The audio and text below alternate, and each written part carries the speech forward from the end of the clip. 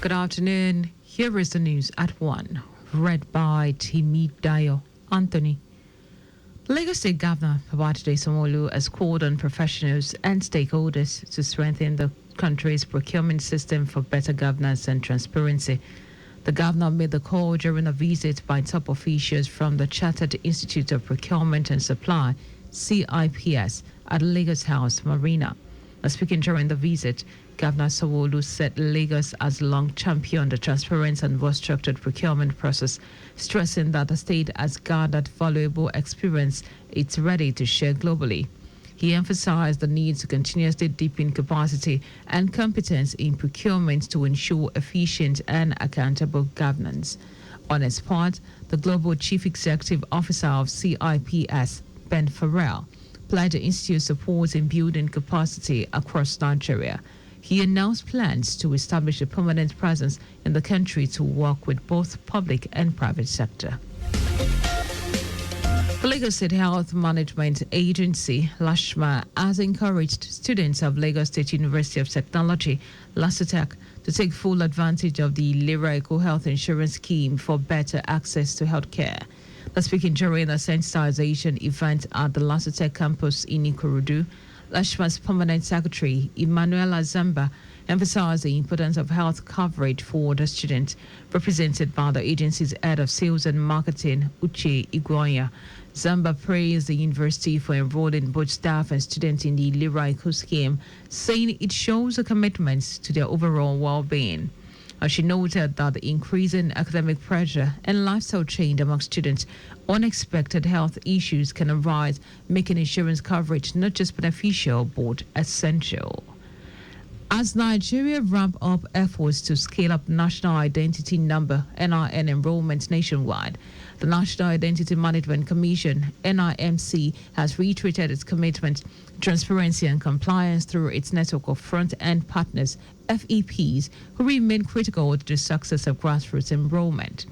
Director General Chief Executive Officer of NIMC, Engineer Abisoye Koka Odushote, said that there's during an engagement session with the FEPs at the 2025 Management Retreat with the theme Leading with Purpose, Digital Transformation in Identity Management. Koka Odushote emphasized the Commission's robust monitoring and mechanism to ensure FEPs comply with federal standards as they are frameworks that guide their operations to ensure federal government rules are not flouted. There is no reason why a front-end partner who has a contract with any contract, by the way, which means that every December it gets renewed. There's nothing that gives you the liberties to literally do the opposite of what was to flout the contract, agreement, terms, and continue. You get paid per enrollment. We have no business doing notification. She noted that the front-end partners, who are third-party service providers licensed by NIMC to support NIN enrollment, are now key players in the Commission's strategy to decentralize identity registration across state, local governments, and wards. The federal government has declared Thursday, June 12, a public holiday to mark this year's Democracy Day. A statement issued by the Permanent Secretary of the Ministry of Interior, Magdalene Ajani, said the declaration was made by the Minister of Interior, Olubunmi Tunji-Ojo, on behalf of the federal government. Tunji-Ojo congratulated Nigerians on 26 years of uninterrupted democratic rule, describing June 12 as a symbol of Nigeria's ongoing journey towards justice, peace, and national unity. He described the resilience and courage of Nigerians over the years and reaffirmed the current administration's commitment to democratic values under the Renewed Hope agenda. The National Orientation Agency, NOA, in Akwa Ibom has raised alarm over the rise in circulation of illegal small arms and light weapons, calling it a serious threat to Nigeria's peace and development. The State Director of NOA, Nkwatom, warns that the proliferation of these weapons is driving violent crimes, communal clashes, terrorism, and human rights abuses nationwide. He explained that small arms include pistols and rifles, while light weapons refer to more deadly firearms such as grenade launchers and machine guns, often used by criminal gangs and insurgents. Grissom highlighted the ease of access and affordability of those weapons make them attractive to non-state actors, worsening insecurity across the country. He stressed that the impact goes beyond physical destruction, affecting social and economic well-being.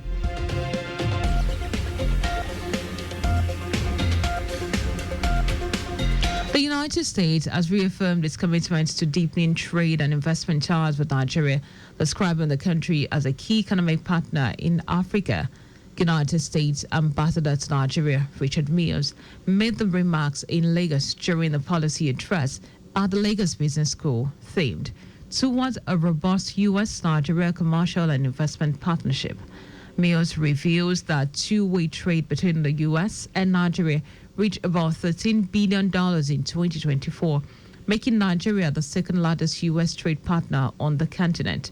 He noted that the U.S. foreign direct investment in Nigeria hit $6.5 billion in 2023, up by 5.5% from the previous year. The envoy said the U.S. is shifting its Africa strategy under President Donald Trump's administration with a focus on commercial diplomacy and long-term prosperity. He also highlighted the deep personal and cultural ties between both nations, with over 750,000 Nigerians living in the U.S. And now to foreign news. Russia has hit Ukraine's second-largest city, Kharkiv, with a massive drone and bomber attack, killing 4 people and injuring nearly 60 others. Local authorities say 2 people were killed in Russia's strike in Kherson in southern Ukraine. Kharkiv Mayor Ito Terakov said 48 drones, 2 missiles, and 4 glide bombs are used against the city on Friday, while more glide bombs were reportedly dropped on Saturday. Earlier, Moscow said a massive wave of drone and missile attack around Ukraine on Thursday night was in response to terrorist attack by the Kyiv regime after attacks on Russian railway infrastructure and air bases last weekend. And now to sport. Nigerian forward Esther Okoronkwo has been named Player of the Month of May by Canadian club AFC Toronto. Okoronkwo scored 3 goals in the 4 games for AFC Toronto, including a crucial brace against Calgary Wild FC and another goal versus Montreal. His 23-year-old's performance helped secure important win for the team in the Northern Super League to join AFC Toronto in February 2025 after leaving China's club Changon Dancehorn.